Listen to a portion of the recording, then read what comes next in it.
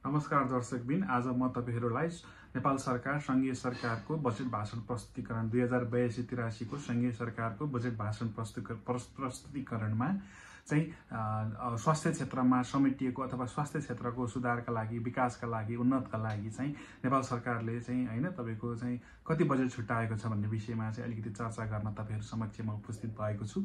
स्वास्थ्य सम्बन्धी बजेट चाहिँ यो आर्थिक वर्षको लागि चाहिँ 95 अर्ब 51 करोड रुपैयाँ चाहिँ विनियोजन गरिएको छ संघीय सरकारले र यो रकम विनियोजन गरिसकेपछि चाहिँ तपाईले चाहिँ विभिन्न स्वास्थ्य क्षेत्रका चाहिँ विभिन्न समस्याहरूलाई हैन त्यसपछि चाहिँ भएका एक्जिस्टिङमा भएका अस्पतालहरुमा चाहिँ विभिन्न सेवाहरू विस्तार गर्नेदेखि लिएर हैन औषधि प्रयोगशालाहरूको क्षमता विस्तार गर्नेदेखि लिएर विभिन्न किसिमका चाहिँ सेवा सुविधाहरू चाहिँ अब उपलब्ध होस् भन्ने हेतुले चाहिँ अब काम गर्ने हिसाबले चाहिँ बजेट विनियोजन गरिएको चाहिँ देख्न सकिन्छ।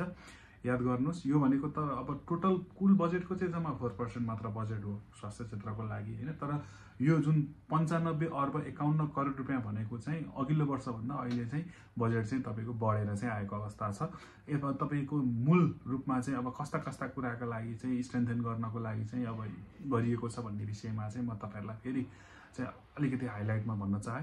जनशक्ति आधुनिकीकरण, उपकरण र पूर्वाधारको लगानी वृद्धि गरिने भनेर चाहिँ भनिएको छ। त्यस्तैगरी स्वास्थ्य बीमा कार्यक्रमलाई चाहिँ पुनर्संरचना गरिने, जुन चाहिँ एकदम अहिले नाजुक अवस्था रहेको थियो। साथै प्रदेशमा मुटु र क्यान्सरको उपचारहरू पनि विस्तार गर्ने, त्यस्तैगरी सबै प्रदेशका चाहिँ एक अस्पतालमा चाहिँ विशिष्टीकृत जलन उपचारको विभागहरू, युनिटहरू, कक्षहरू बनाएर चाहिँ जलन सम्बन्धीको उपचारहरू पनि दिने भन्ने विषयमा पनि तपाईको यो समावेश गरिएको छ यो वर्षको आर्थिक वर्षको बजेट भाषणमा। त्यस्तैगरी स्थानीय तह र समुदायको सहकार्यमा चाहिँ आधारभूत अस्पतालहरू सञ्चालन गरिने भनेर आधारभूत अस्पतालहरू सञ्चालन गर्नको लागि हैन भवन निर्माणका लागि चाहिँ बजेटहरू पनि छुट्याइएको छ। टेलिमेडिसिन र डिजिटल हेल्थ सेवाहरूलाई पनि विस्तार गरेर चाहिँ नेपाल जस्तो जुन चाहिँ तपाईको दुर्गमहरू धेरै ठाउँहरू छन् जहाँ चाहिँ मान्छेको पहुँच चाहिँ इजिली छैन अथवा केही लेभलमा मान्छेहरूको जनसङ्ख्या त छ तर चाहिँ अब हाइली पपुलेटेड एरिया छैन जहाँ चाहिँ कन्सल्टेन्टहरू चाहिँ लङ टर्मसम्म गएर बसेर चाहिँ हैन एउटा दुईटा बिरामीलाई मात्र हेरेर बस्न सक्दैनन्। त्यस्तो अवस्थामा अथवा कुनै इमर्जेन्सी केसेसहरूको लागि चाहिँ तपाईको टेलिमेडिसिनदेखि लिएर यो जुन हेल्थ सिस्टमलाई नै डिजिटलाइज गर्ने कुरामा पनि चाहिँ यो वर्षको लागि चाहिँ बजेट विनियोजन भएको अवस्था छ।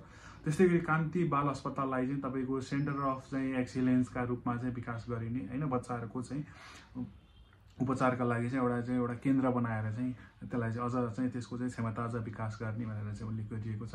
एचपीभी खोप र 14 वर्ष मुनिका चाहिँ बालबालिकालाई चाहिँ निशुल्क चाहिँ क्यान्सरको उपचार गरिने भनेर पनि तपाईको क्यान्सरको रोगको ट्रिटमेन्ट गर्ने त भइहाल्यो। बालबालिका छन् 14 वर्षभन्दा मुनिका छन् त्यस्तालाई चाहिँ यदि तपाईको क्यान्सर देखियो भने निशुल्क रूपमा चाहिँ नेपाल सरकारले नै तपाईको उपचार गर्ने भयो भने एचपीभी भ्याक्सिनेसन्सहरुको पनि अभाइलेबिलिटी गरिदिने हैन त। त्यसले गर्दा चाहिँ तपाईको सर्भाइकल क्यान्सर हुनबाट चाहिँ महिलाहरूलाई अथवा किशोरीहरूलाई चाहिँ जोगाउँछ पछि गएर है। त्यस्तैगरी सबै प्रदेशमा चाहिँ तपाईको अटिजम तथा बौद्धिक अपाङ्गताहरू चाहिँ पहिचान गर्ने, त्यस्तालाई उपचार गर्ने र पुनर्स्थापना सेवाहरू पनि विस्तार गर्ने भनेर पनि यो बजेट भाषणमा चाहिँ तपाईको सुनाइएको छ। राष्ट्रिय न्युरोसाइन्स केन्द्रको स्थापना गरेर चाहिँ सञ्चालन गर्ने भन्ने कुरा पनि छ। त्यसैगरी जनस्वास्थ्य प्रयोगशालालाई अन्तर्राष्ट्रिय स्तरको स्तर उन्नति गरिने, जुन चाहिँ हाल चाहिँ टेकुमा छ तपाईको एनएचपीएल भनेर हैन नेशनल हेल्थ चाहिँ तपाईको जुन ल्याबोरेटरी छ त्यो चाहिँ तपाईको चाहिँ के छ भन्दा चाहिँ अब अन्तर्राष्ट्रिय स्तरको बनाइने कुरा छ। वैद्य खानाको उत्पादन क्षमतालाई पनि विस्तार गर्ने कुरा छ। त्यस्तैगरी राष्ट्रिय औषधि प्रयोगशालाको क्षमतालाई पनि विस्तार गर्ने छ। औषधिको गुणस्तर खस्किएको अवस्था छ अहिले हैन तपाईको चाहिँ अलि चाहिँ तपाईको डिफ्रेन्ट न्यू टेक्नोलोजीहरूलाई लिएर आएर चाहिँ इक्विपमेन्टहरू लिएर आएर औषधिको क्वालिटीहरू गुणस्तर गर्ने र तिनीहरूलाई कारबाही गर्ने र तिनीहरूलाई चाहिँ तपाईको गुणस्तरीय औषधि उत्पादन गर्नको लागि चाहिँ प्रोत्साहन गर्नको लागि चाहिँ तपाईको यस्ता ल्याबहरूको चाहिँ क्षमतालाई चाहिँ विस्तार गर्ने भनेर चाहिँ पहिलो चरणमा चाहिँ तपाईको यो वर्ष आर्थिक वर्षको बजेट भाषणमा पनि यी कुराहरूलाई पनि समावेश गरिएको छ हैन। सो यी विषयहरूलाई नै समेटेर चाहिँ तपाईको यो वर्षको आर्थिक वर्षको चाहिँ बजेट भाषण चाहिँ स्वास्थ्यमा चाहिँ लिएर आइएको छ र यो जुन 82-83 को चाहिँ आर्थिक संघीय सरकारको चाहिँ आर्थिक वर्षको बजेट भाषण चाहिँ स्वास्थ्यको लागि भनेको चाहिँ 95 अर्ब 51 करोड छ, जुन चाहिँ अघिल्लो वर्षको भन्दा चाहिँ धेरै नै छ।